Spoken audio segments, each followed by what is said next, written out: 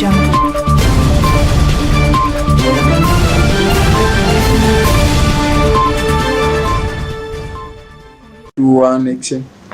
Natumai umeshinda salama mpendo wa mtazamaji. Karibu kwenye Shajara Mchana, msomaji wako akiwa ni mimi Dennis Liosi Carol. Karibu. Hatimaye wanafunzi 22 kutoka kaunti ya Uasin Gishu wamesafiri kuelekea Finland. Wanafunzi hao watajiunga na wanafunzi wenzao waliosafiri kuelekea Finland kuendeleza masomo yao.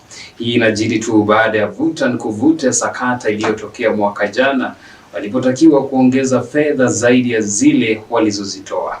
Wanafunzi wengine 24 wanatarajiwa kujiunga na wenzao wiki lijalo. Wazazi sasa wanashurutisha kurejeshewa fedha walizolagaiwa mwaka uliopita.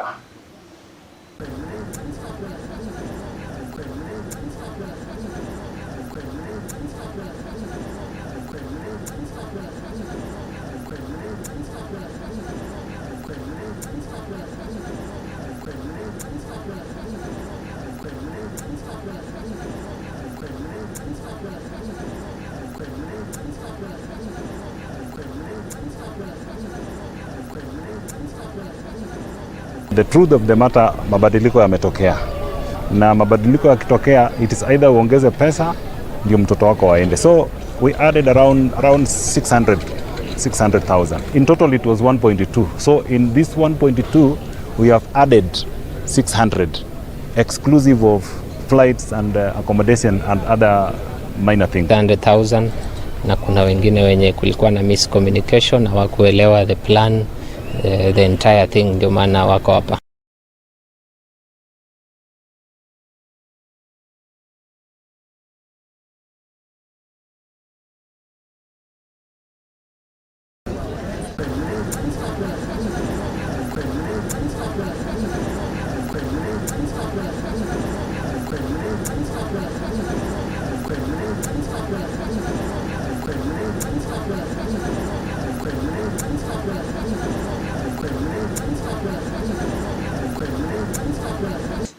Wakulima kote nchini wanashauriwa kukumbatia teknolojia mwafaka ya kilimo ili kukabiliana na vita dhidi ya upungufu wa chakula humo nchini.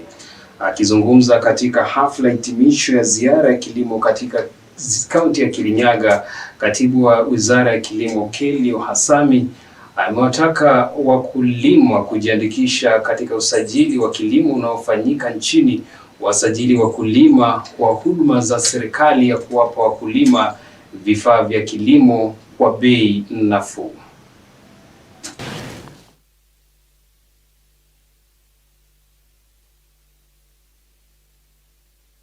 Muhakikishe ya kwamba mumesajiliwa. Hiyo usajili itakuletea mambo mingi, services za serikali ambazo zinaleta subsidies kama fertilizer, kama mbegu, pengine in future pia vitu kama pesticides. The purpose of this is actually to show practically to the farmers the kind of technologies, sustainable practices that they can do to be able to increase their incomes, to increase their yields. We know Kenya is still a net food importer, as we have heard today here from the government officials. So this center really demonstrates to a farmer what they need to do, from land preparation to soil testing, all the way to crop husbandry up to post-harvest handling. Panda minimum 30 trees for yourself, for the kid who is born, for your wife, for your kid who... Make sure every member in your family has a trees planted, 30 trees. Makampuni za humu nchini yanatarajiwa kunufaika kutokana na hafla ya 6 ya Kenya International Expo itakayofanyika tarehe 21 mwezi huu mjini Nairobi. Kongamano hili la siku 3 linatarajiwa kupiga jeki uchumi ya nchi na kunufaisha makampuni za humu nchini na teknolojia za kisasa zinazotumika nchini China. Kongamano hili linatarajiwa kunufaisha biashara humu nchini. Thank you, Hebak. One more?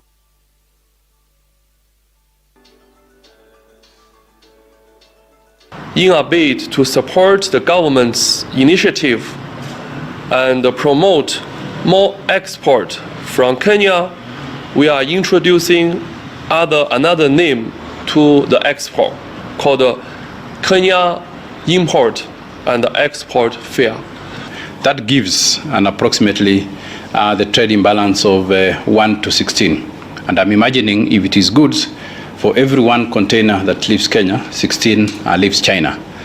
That's a risk, both for Kenya and for China. What does it mean? It means that any container that comes from China to here goes back to China empty. So it increases the cost of logistics. So far, we have over $348 million foreign direct investment from China that is coming to the country. And we want to increase that by at least 10%. And expos like this gives us an opportunity to even understand what it is that we need as a country that is coming from China, that we can then facilitate that enabling environment. Wakulima katika eneo la Trans Nzoia wanaelezea hofu yao kuhusiana na mvua kubwa inayoendelea kunyesha kote nchini. Hofu yao kubwa ni kuhusu uhifadhi wa mazao yao.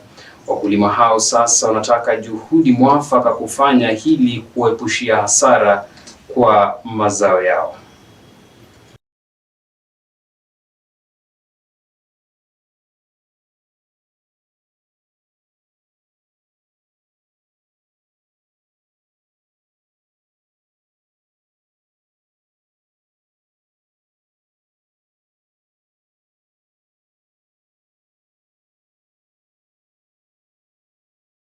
Watu kutoka Saboti kule Kitwamba wanatoka Cherangani huko Kabolet wanakuja mpaka town kuuza mahindi. Ingekuwa vizuri sana serikali wakati inaleta hiyo kitu ya kuosha mahindi iweze kufungua pale cereal board ya kununua mahindi, alafu lori za cereal ikuje huwa inachukua pale inaleta hapa Kitale town.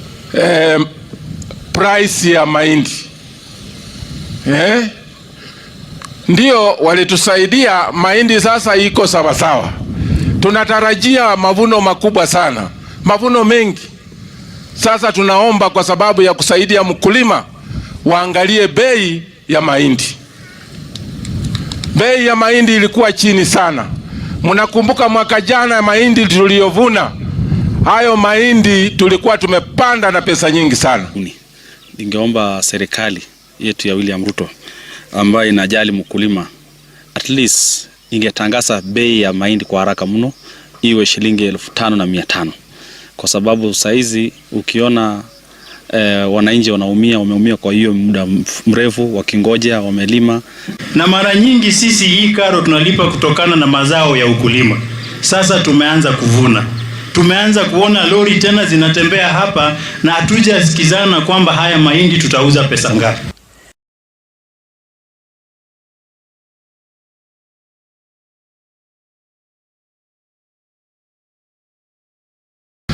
Lakini maburoka hapa katikati walitembea humuhumu wakanunua tu mahindi yetu hivi hivi. Wakati huu tunaomba serikali, na mimi ninaenda kutembelea waziri kwa sababu ya Cherangani, waangalie bei ya mahindi, wanapotangaza iweze kusaidia mkulima wa chini. Bei ya unga ikishuka Nairobi, mahindi yetu tauza kwa bei duni.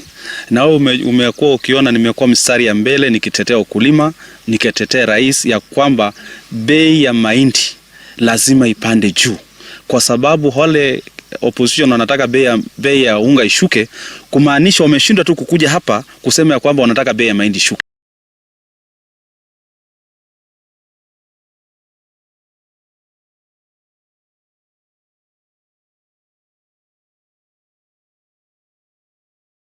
Shirika la ACF sasa wameanzisha kampeni ya kusambaza mbegu za avocado na maembe humu nchini.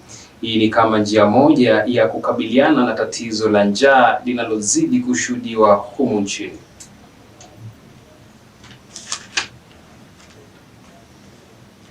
Na mbunge wa Suba Kaskazini hii ni jinsi ya kusaidia sisi tuepukane na njaa.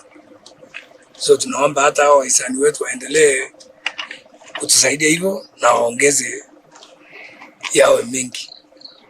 Nadhani hata idara sisi kama ya agriculture tutaongeza kiasi, na ninaomba hao wakulima wetu wawe watu ya bidii. And for today we are distributing tissue culture banana, house avocados, pawpaw and mango seedlings.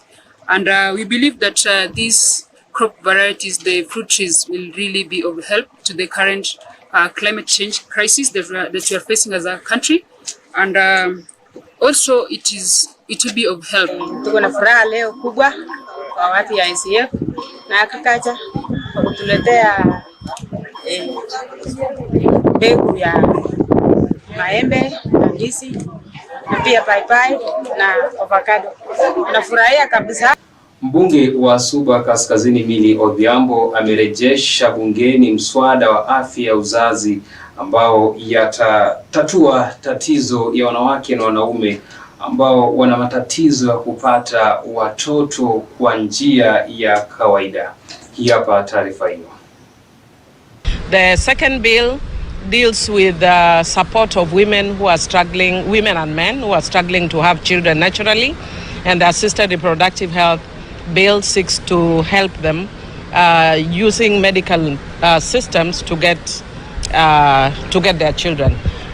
The other reproductive health care bill is a bill that deals with the reproductive issues that affect both men and women. It takes a life cycle approach, meaning it looks at the entire spectrum of life, our reproductive life. And then what happens, you take a stranger, they take the child for you, and then they refuse to hand over the child. After the birth, they refuse to hand over the child. There is no law. Yeah, first of all, now you are going to the next level. Hii amekataa, so you are adopting what na amekataa. You know, tuko na shida. This LGBTQ thing, it has made so many good laws even die when they shouldn't. And the church will be up in arms, or when it is a social adoption or a social arrangement, then we'll have gay parents having surrogates to carry their children. We must get somewhere that we don't, in our advocacy, we make it very clear that it is not touching, because that is one issue in the 12th Parliament that contributed a bit of the contention when it shouldn't exist. Men who are also facing similar challenges, including menopausal issues, but because they have not been dealt with in the law, we are not able to address them. Unfortunately, and I want to encourage our religious leaders that whenever you hear about reproduction, it is not about abortion. It is about the entire spectrum of reproductive life. It is about prostate cancer that is affecting many old men. We actually introduced an amendment to the Birth and Death Registration Act to essentially give notice to the registrar that surrogates should be recognized, intended parents should be recognized. Have laws yet which prohibit the number of embryos to be implanted. So you'll find doctors putting 3 embryos, moja inashika nene, lakini in countries where you only implant 1 embryo at a time. Afya ya uzazi inaanza ukiwa mtoto na haiishi mpaka ukakufa. Hata wakati unafika mahali umefika huwezi kuzaa, bado afya yako inaendelea. Sexual education should not be an issue that should be left to the country, or rather to the government to deal with. It is not an issue that should be left entirely to the church to deal with. Na kufikia hapo, mpendwa mtazamaji, ndipo natamatisha awamu ya saa 7 ya Shajara Mchana. Nimekuwa msomaji wako Dennis Liosi Karoli.